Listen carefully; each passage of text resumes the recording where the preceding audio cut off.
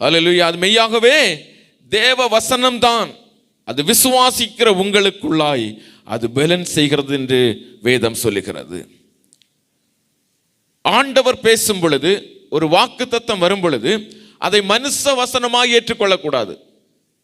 எப்படி ஏற்றுக்கொள்ளக்கூடாது?